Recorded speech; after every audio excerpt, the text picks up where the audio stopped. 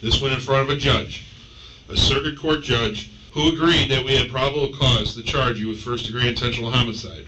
After it was approved by the... Meet Roxana Collins, 70 years old, frail. At first glance, she is just an ordinary grandmother living a quiet life. But behind those unassuming eyes hides a chilling secret. Okay, this is what we got. You have a warrant for your arrest. It's for first-degree intentional homicide. And she wasn't the only person involved in his death. So, you got a warrant for you know what you got a warrant for. For 22 agonizing years, a brutal execution went unpunished. A man denied his justice until now. I keep telling you I don't know anything, I really don't. The 28th of May, 2025. An illusion of safety shattered. For over 2 decades, a quiet duo in Illinois believed they had engineered the perfect crime. They were wrong. Cold cases rarely stay buried forever.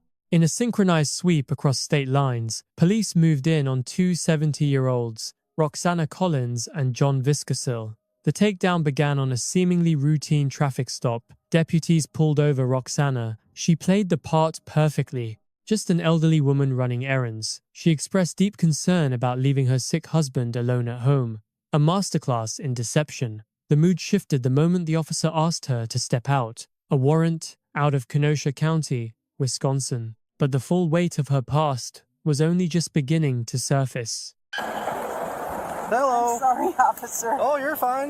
You have a license and proof of insurance on you? I do, yes. Okay. Well, I'm Deputy Wegger of the McHenry County Sheriff's Office. There's a couple reasons to stop you. You just never used your turn signal. From the whole time I saw you, when you turned out of your neighborhood and then turn left and then change lanes and all that. I got a lot on my mind. I'm on my way to get my oil changed. My home, so I'm worried about leaving him now. Okay. And I'm sorry. No worries. That's just why I stopped you. Just didn't use it at all. Okay. So there's my insurance. Okay, thank you. And you want my license? Yes, please. Okay. Here you go. Thank you. I'm so sorry. And that's a good address for you still? So, you mind just going like this with your hands for me real quick? What's that? Put your hands like this for me real quick. Okay. Okay. What's going on, sir? I'll explain that in a second, okay? Okay. So you have a warrant for your arrest out of Kenosha. I didn't know about anything like that. Okay. Well, that's just why you're in handcuffs right now. Do you have anybody that can come pick up the car? Well, you guys want to follow me so I can drive it home? I can't do that now. Would it be okay if I parked it for you and we could give you the keys back? Yeah, whatever you want to do. When was the warrant issued? Today. Is that why you guys pulled me over then, or? You mean you just use your turn signal in front of me? All right, I have a lawyer too. Do I need to get my lawyer, or what's the scoop? It's up to you. I'm not asking you any questions right now. You're just being detained right now based off of the warrant that you have out of Kenosha. The warrant was confirmed. You'll be transported to our jail and then be extradited to Wisconsin. Your bond is only $75,000, which... How much is that? I'm guessing it'll probably be 10% of that, so I would think. I don't really know how Wisconsin does it, but... That's how it works here, but we can only speak on Wisconsin. Yeah. So if it's 10% of $75,000, $7,500, then you can get out. But you'll have to see a judge at least. So... All right, I gotta start... When can I start calling my family, letting me know what's going on? We're making some phone calls quick to see what the whole transportation thing is, if we're just going to take you ours or how it's going to work. So we'll let you know. Worst case, if you don't make any right now, you can make some when you get to the jail with the phone call or phones from there. Okay. Right. It might not just be from your cell phone. They'll let me make more than one phone call. I know you said. Yeah, you're allowed. I think 3 within the first 3 hours. We're gonna have you hop up here. Okay. I know it's kind of a jump to get up there. There's a handle up there if that's easier too.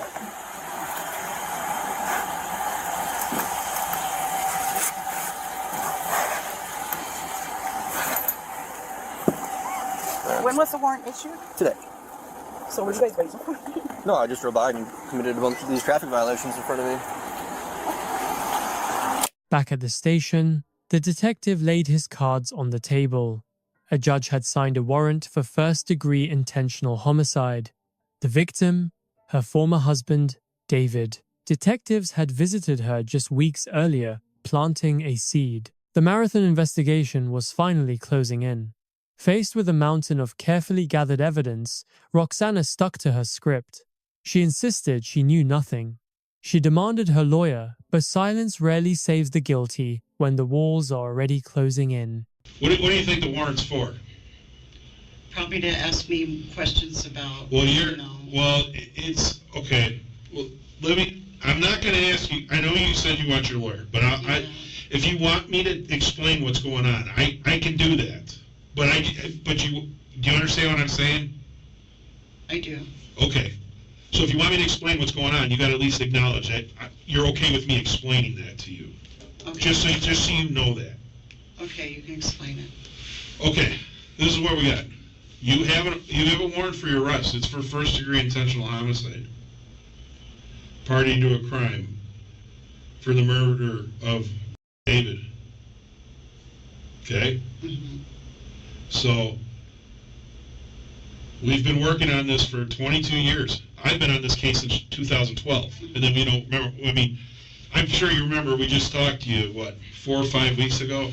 So, we've done a lot of work on this case. I mean, it's been a marathon. But this is not just a warrant just to question you. A judge has signed it saying there's enough probable cause to state that you are involved in an first-degree intentional homicide. Your husband. So. It's time. It's time. I'm going to be honest with you. I'm not I want you to understand. I'm not asking you questions. I'm just going to tell you. It's time. This has gone on for 22 years. The evidence is clear that you were involved in this, or at a very, very minimum, you know what happened, okay? There's no other theory to this case. There's no other theory to what happened to David. We have gone over this case over and over. We examined all the evidence. We've examined all your statements. I want to talk to my lawyer. Okay, I'm just saying, okay, but I want you to hear me, though, before we're done talking. Okay, I want you to really think about this, because apparently you didn't listen to me when I talked to you 4 weeks ago. I can try to sympathize with you in your situation, with your husband right now especially. You're 70 years old. It's awful right now. No, I can understand that, okay? So hear me out. I want you I'm going to leave you with this, because this is exactly how I left you about 4 or 5 Saturdays ago. I understand that your husband has that's a nasty disease. That's a nasty, and I can only imagine how hard it is to try to take care of him, okay? Like me and Kelly told you that day, you can either be treated as a witness or you can be treated as a suspect, okay? This is where we're at now. I'm going to be in full disclosure, I was really hoping that I was going to get a phone call from you after we left your house at some point saying, hey, I really would like to talk. That didn't happen. That's why I pushed this off. We pushed this off as long as we could because I want. Okay, well, I'm going to tell you right now. That's why we pushed it off. You know damn well what happened. You know it. And what I'm trying to tell you is this.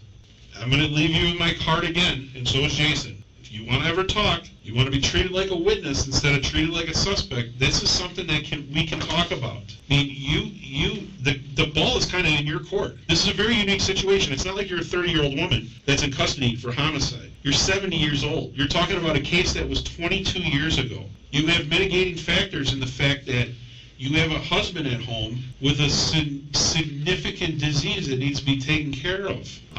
Me and Jason have talked to our DA's office, the DA, not an ADA. We've talked to the DA and the ADA. They can sympathize also with you with this. Yes. But here's the problem. I have nothing to go on right now other than what the evidence shows us because I have nothing from you. Do you understand what I'm saying? Yes. I got nothing from you to even try to even tell the DA, listen, Rob, talking. She kind of told us what was going on. She's fessed up to what she knows. I don't even have that, so I can't even go to him right now and say, listen, this is what I got right now.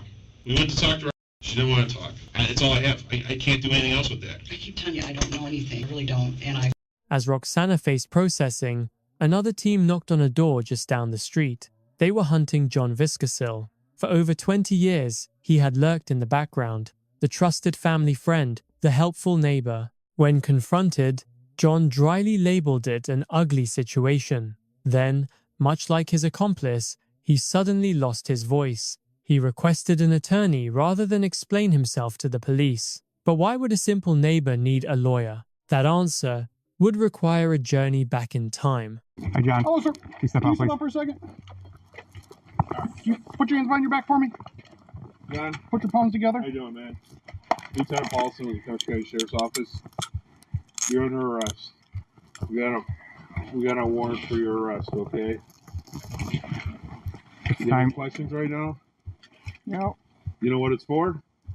Well, you guys called me. Yeah, so what let me just... Did you push my glasses up? Yeah, you get... All right. So, you got a warrant for... You know what you got a warrant for. Yeah. So, this is what I'd like to do. Okay? Okay, No, just hear me out, okay? If you're going to cooperate, or, you know, we can handcuff you in front once we get over there, okay? I'm not even doing it. I understand. I'm too old for this shit. I understand. You know. Hear me out, okay? We're going to take you downtown. Me and Jason, it's my partner. You talk to him on the phone. Hi. This is Mike over here, okay? Sure. We'd like to try to talk to you. I really would like to just see what you got to say, but I want to go over some things first, but let's go downtown and we'll go from there. Is there anything you need from here? I like to put a pair of pants on, not these house pants. Like what kind of pants? Regular jeans. I think you're good. You don't need, do you want us to bring jeans with? Is that fine? Is that for you? This is what you want. No, you want to wear jeans? It's all right. No, I'm asking. Do you feel more comfortable in jeans? Well, these are kind of, you know, it's my house. Yeah, I understand. No. If we cuffed you in front, would you be able to put jeans on like that? I'm sure I could. You want to do that? Do you mind if we come in then when you do that? Well, one of you guys can walk in with me. Yeah, I would like that. If that would make you feel better, I will be more than happy to make that happen for you. And then I could get my wallet out of the car. Okay, we'll do that too. All right, let's go in. Would that make you happy? Yes. All right, let's do that. Is there anybody else inside? You know, and are there any weapons inside? Yes. Okay, are they locked up or? They're put away. Okay. There's a BB gun that's out. I'm not worried about that, John. Not since I quit chartering. Okay. Oh, did you use charter? Yeah. Yeah. You know, you guys, nothing has changed. You know, I don't know what you expect me to tell you. Okay. Well, I'll tell you what. We're gonna. But like you said, it's an ugly situation. Yeah. Well, then here's what I'll tell you. We're gonna go downstairs. I'll talk. We'll get over the formalities, and then we'll talk about it. I'll kind of tell you where I'm at with this, and then you can, if you want to fill in the blanks or tell me I'm wrong or whatever, we'll go from there. Okay. I'd rather just call my lawyer. Okay. Well, that's you have that choice too. I tried talking to you guys, and you can't ever stop. So he's gonna take you down there, and then we're gonna talk to you when we get down there. Okay.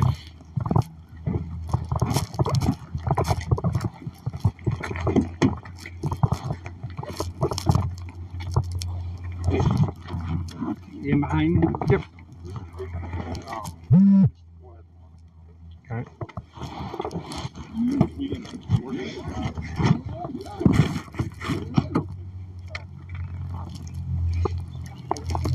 What do you want me to do? No, nothing. He's gonna help me.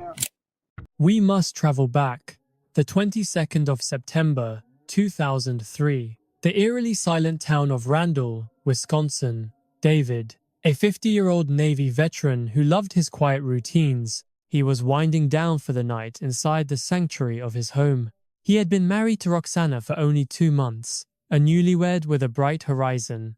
There was no forced entry, no signs of a violent struggle, nothing of value missing, just a cold-blooded execution. David was shot 5 times in the back of the head, close range.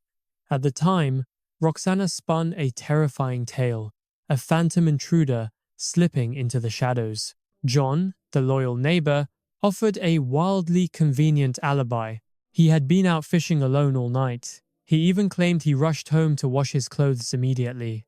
In 2003, those fragile lies held just enough water. They faded back into the dark, but investigators never truly walk away.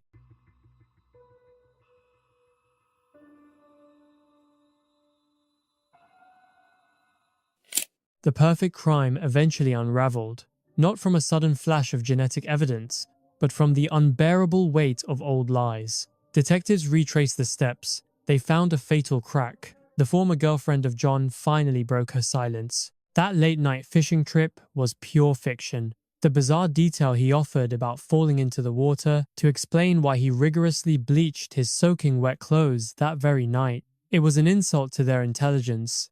Then came the most damning slip of all, from Roxana herself. Before forensics had even secured the gruesome scene, she told neighbors that David had been shot, a highly specific detail known only to the killer or their conspirator. The phone records drove the final nail, a frantic flurry of calls between Roxana and John on the day of the murder. The Phantom Prowler story evaporated, replaced by a far more sinister truth, a hidden romance and a deeply calculated betrayal. You know, I wanted to talk to a lawyer. That's it. I understand. That's you're right. I just know this case isn't going away. Obviously. Yeah, there's an actual arrest warrant for first-degree intentional homicide, so it's not going away. We are more. If you decide you want to talk tomorrow or the next day or whatever, we're more than happy to drive all the way back down here to talk to you. Okay. Well, first I'm going to talk to my lawyer, see what he advises. Okay. Well, I mean, innocent people go to jail all the time, and I'm sorry, I'm scared. So I'm like, I've got a lot in my life I've got to worry about right now. I understand. So that's all I'm saying. I just want to talk to my lawyer. Yeah, but I want you to understand that this was not taken lightly, and the fact that a judge signed off on a probable cause warrant for first-degree intentional homicide should tell you something. This is not a fishing expedition. I mean, this case is as solid as could be. Okay. And I'd be more than happy to, we're more than happy to talk to you. If you want to call us, get a hold of us, you can ask for us. We'll be more than happy to come down here and talk to you again. Anything else you want to say, or do you have any other questions? I guess not, no. So, like I said, you'll come down here, you'll have an extradition hearing. Looks like you do possibly have a bond. I'm going to confirm that, but... Do you know how much, or? I think it's like $75,000. And what do you got to come up with, like? That's cash. No, I mean, you don't pay the whole $75,000. Yeah. Usually it's a percent, right? Not because it's a Wisconsin warrant, it's the full fee. It's a what? So Illinois does like a 10% bond or whatever. That's not Illinois. In Wisconsin, it's a full amount. That's crazy. Yeah. Why do you think you can come up with you got 75,000? No. Okay. Who has 75,000? Oh, I know. I'm just saying. No. Okay. Nope. All right. Is there anything else anything else we can talk about, or do you have any other questions? I guess I should say. No. When was the warrant issued? Today. All right. It's been a process. After we went, just so you understand, we did give you some time, because I'll be honest with you, I really believed that you were going to call me. I did. I'm just telling you what I think. All right. I believed you were going to call me, and you didn't. And finally, we had no choice. We had to do this. So, and again, the judge signed off on it, so I think that should tell you something. When can I call my lawyer? You could, I don't know. I mean, whenever these guys will let you. Okay. Why? Do you want to talk to him like now, or? Well, I just want to know what to do. I mean, I don't know. I mean, I could ask them if you could call him, if that's what you want. I mean, we could definitely put a request in for you to see if you want to call him. Well, I was told when I come here, I can make some phone calls. That's what I wanted to know. Yeah. Like, hey guys, I'm sorry, I'm done for now. Okay. I'm even just looking at this. I mean, you're gonna have an opportunity to call him. Unfortunately, I'm pretty sure I know what he's gonna tell you, but you can tell him to call me or Jason. We've worked with him before. Yeah, we've worked with him a couple times. So we know him. First person who talks. What? First person? The gold ring or what? What's that? Oh no, the first person who talks is going to get significant consideration. I'm serious. We're not talking. Like I said, we're not talking about it. You're not 30 years old, and this is 22 years ago. You're 70 years old. I mean, you're not. We talked about this the day, when we talked to you at your house. I know. I'm really trying to. I'm trying to understand your situation and trying to work with you, and But I can't. My hands are kind of tied because you're not giving us much. There's nothing to give you. I don't know how much more I can tell you. Well, I don't believe that, and you know that's not true. You know that. Like I said, we did not come down here on a fishing expedition. This went in front of a judge, a circuit court judge, who agreed that we had probable cause to charge you with first-degree intentional homicide. After it was approved by the DA. Justice moves at its own methodical pace. By June 2025, Roxana secured her release after posting a staggering $500,000 in cash. John was not so fortunate. Unable to meet the steep price, he remained locked inside the Kenosha County Jail. In August, defense attorneys fought to dismiss the charges. They labeled the evidence as mere innuendo and stale gossip. The court commissioner saw through the smoke, binding both suspects over for trial. As of May 2026, the final verdict hangs in the air. The stakes are absolute.